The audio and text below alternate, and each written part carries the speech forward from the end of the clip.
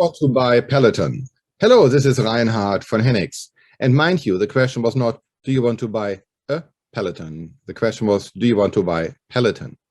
Because it seems that the company at large is for sale. Just a few days ago, I talked about the similarities between Netflix and Peloton at one of my morning musings. And I talked about how bad the post-economic recovery, post-pandemic or pandemic phase 2.0 is for Peloton as well as it is for Netflix, as the numbers are down. Peloton, initially a big winner in the pandemic, is now a big loser.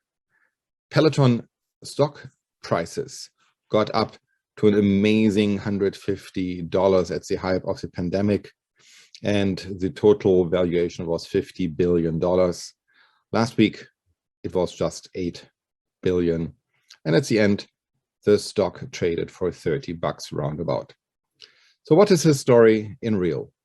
Both Amazon and Nike seem to be interested in buying. And if you're interested in buying as well, reach out. Maybe you give an offer they cannot resist. It seems to be that Nike would like to have Peloton to have an extra add-on to their platform because they have different bikes available. They have different training equipments available. They also have certain subscription plans available. So in a way, it would naturally be an addition to them. Amazon right now has a fitness tracker, and the rumor is that a person in Amazon senior leadership would have loved to develop a Peloton concept himself. So in the end, there may be two interested companies who are buying Peloton. What are the stories for you as a company? If you have a product which does not seem to make it because the turn somewhere was missed, or you are no longer as agile and available to change something in the company you created, you're either subject to sink, be bought, or swim if you change. So if you forget to change, then you're either sinking, as in going bankrupt, or being bought by somebody else. So start early, so you're not the ones who sink to the bottom. Whether you're a private citizen, an international business leader, or simply someone eager to stay on top of the latest news, this book is a great way to get caught up on the most recent developments in the worlds of international business, tax, politics, and social affairs. Go to morningmusings.com and order your copy today. What is solar kerosene? Hello, this is Reinhard von Hennigs. The subsidiary of Lufthansa, the Swiss airline known as Swiss, indicated today that Swiss wants to fly beginning next year exclusively with solar-powered energy, so-called solar kerosene. Swiss started to work closely together with Synthelion, an ETH Zurich spin-off, where the company had an idea to create a CO2 neutral airplane fuel. So with water and CO2, which is pulled from the atmosphere, and the power of the sun, which is pushed together over solar collectors in a big burning unit with over 2,000 mirrors to create over 1,500 degrees Celsius hot atmosphere. In that setting, water and CO2 will be combined into what's needed, which is H2 as in hydrogen, as well as carbon monoxide. This synthetic gas will now be used in order to power planes. How powerful is that? At the end of the day, the CO2 pushed back to the atmosphere equals the CO2 taken out before. So here's a way to a complete carbon neutral airplane. Do beauty and health go together? Hello, this is Reinhard von Hennigs. And if you believe the German cosmetics and perfume retailer Douglas, the answer is yes. They acquired a Dutch-based online pharmacy in order to combine forces. So beauty and health are the same. Well, it is a smart business move. And if you are running your own company, you may always be wondering, how can I extend an extra market? How can I gain somebody as a customer, which I already have in a different area of things they shop for? And who's not shopping for an aspirin when looking for some perfume? Well, Douglas did exactly that. in addition to their online store, they now offer both prescription as well as prescription-free drugs over the course of this year.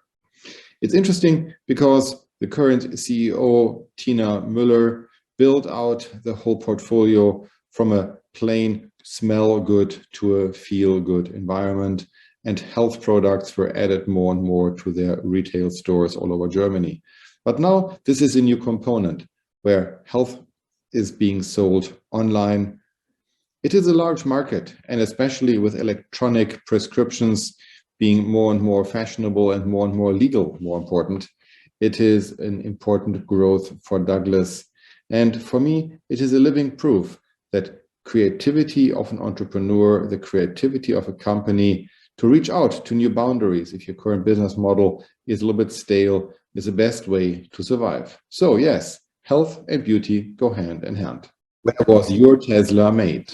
Hello, this is Reinhard von Hennigs.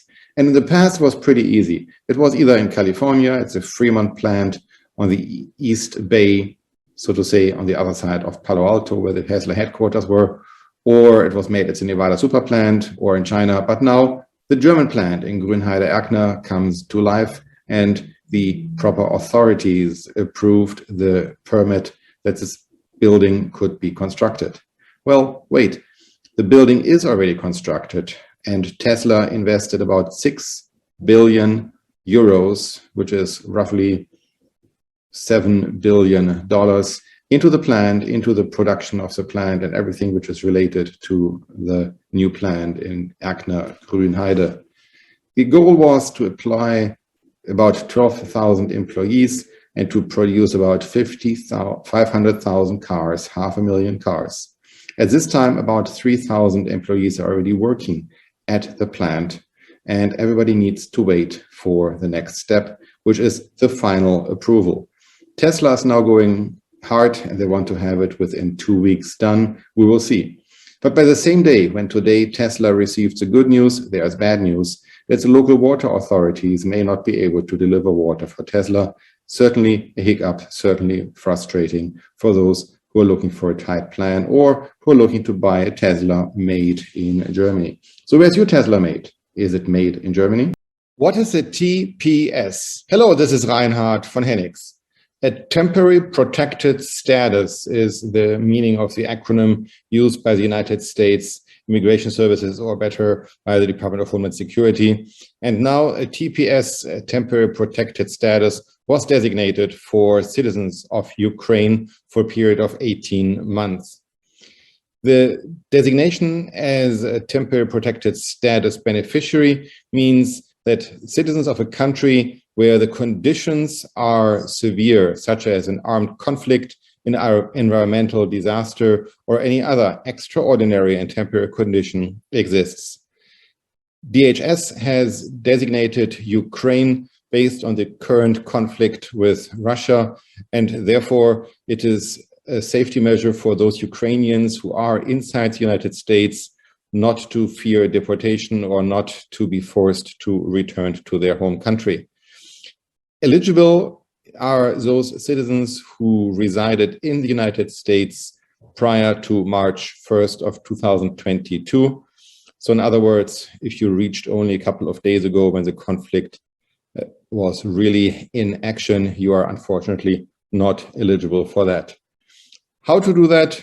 The Department of Homeland Security has some information. Yes, you have to register. And yes, at this time, we do not know whether the 18-month period will be extended or not. But in any case, if you are from Ukraine, reach out and identify the next steps for you to be protected inside the United States.